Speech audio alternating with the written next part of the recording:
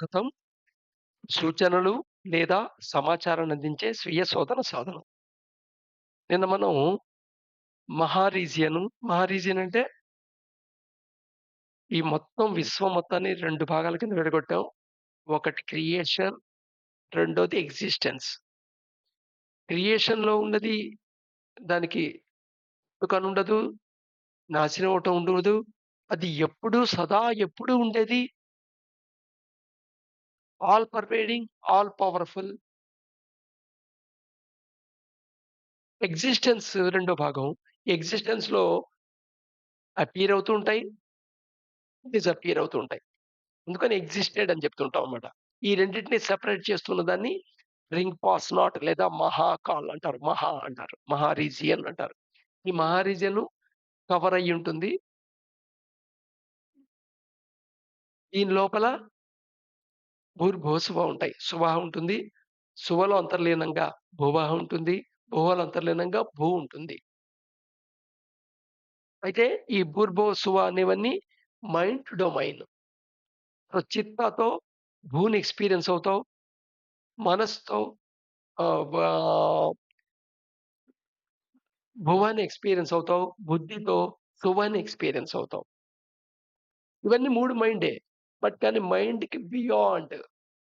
మనం ఏదైతే మైండ్ అనుకుంటున్నామో ఆ మైండ్‌కి బియాండ్. కానీ బియాండ్ మైండ్ ఈ మహా రీజియన్ అనేది. కరెక్టే. మహా రీజియన్ గురించి మనం ఏం మాట్లాడుకున్నా ఇక్కడ పదాల తడుముకోవాల్సొస్తుంది. ఎందుకంటే దాని గురించి చెప్పేందుకు భాషా పదాలు కేవలం సంస్కృతంలో అవైలబుల్ ఉన్నాయి కానీ మిగతా లాంగ్వేజ్‌లో లేవు. సరే, things do exist apart from the mind. మన మైండ్‌లో ఉన్నవి తప్ప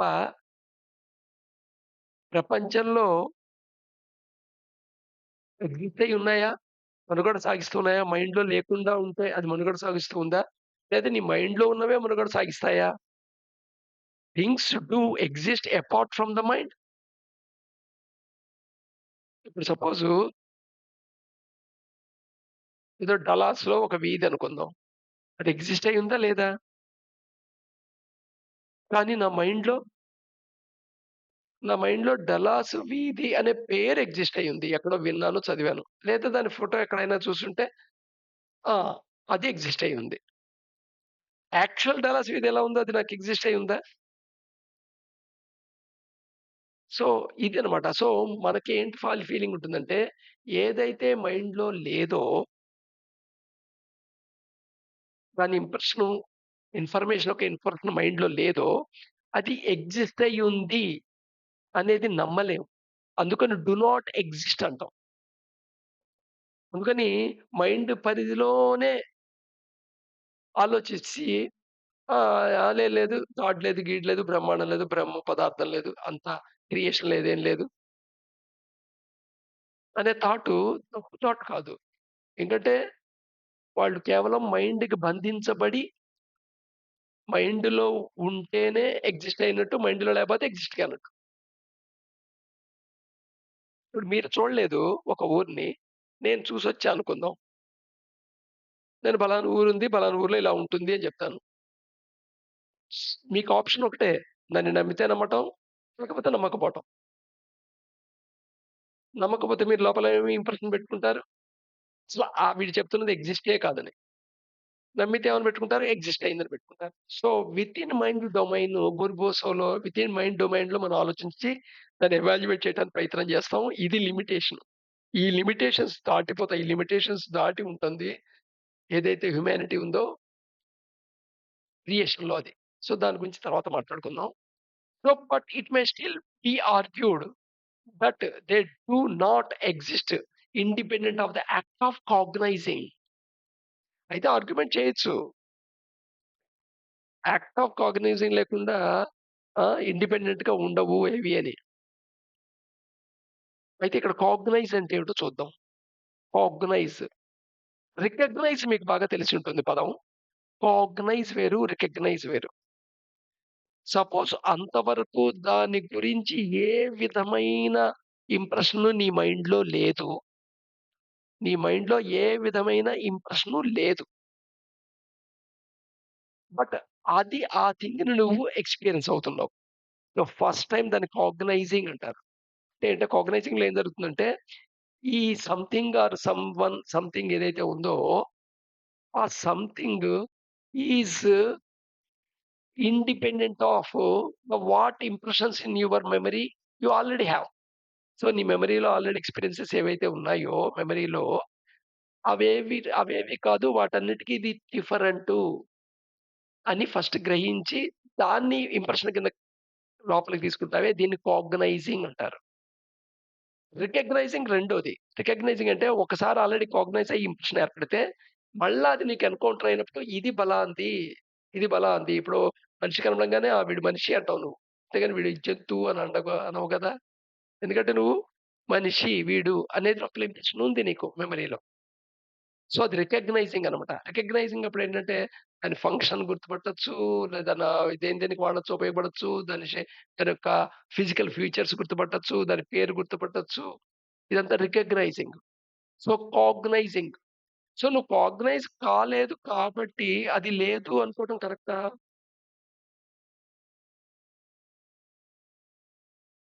అయితే కాగ్నైజ్ అయిన వాళ్ళు చెప్పిన మాట గుడ్డిగా ఎలా నమ్మాలి?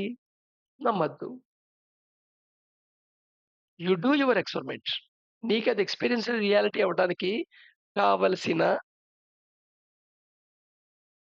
కేపబిలిటీసు డెవలప్ చేసుకోవాలి. కాంపిటెన్సీ పొందాలి. కేపబిలిటీస్ డెవలప్ చేసుకోవడం నువ్వు సాధన చేస్తే వచ్చేవి కేపబిలిటీస్. కాంపిటెన్సీ అనేది యోగ్యత. అది వస్తుంది. అది వస్తుంది. అదొచ్చినప్పుడు నీకు ఆర్గనైజ్ అవుతుంది.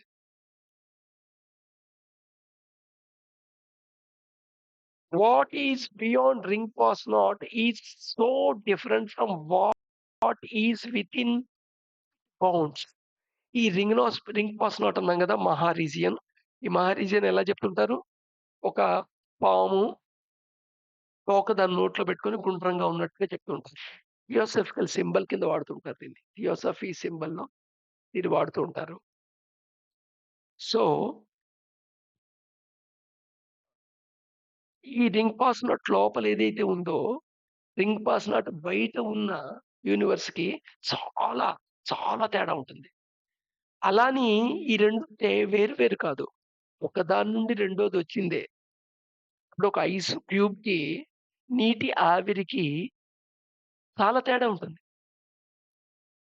అసలు అది, ఇది ఒకటని నువ్వు నమ్మలేవు. అలాగే ఒక డైమండ్, బొగ్గు, కోల్. డైమండు, బొగ్గు ఈ 2 కార్బనే. 2 కార్బన్ పదార్థాలే. అయినా 2 ఒకటని నువ్వు నమ్మలేవు. So different. సో ఒకదాని నుండి ఒకటి ఏర్పడుతుంది. కోల్‌ని డైమండ్ కింద కన్వర్ట్ చేసే ప్రాసెస్ ఉంది. బట్ అది ఎకనామికల్ కాదు. అందుకని ఎవరు చెయ్యరు.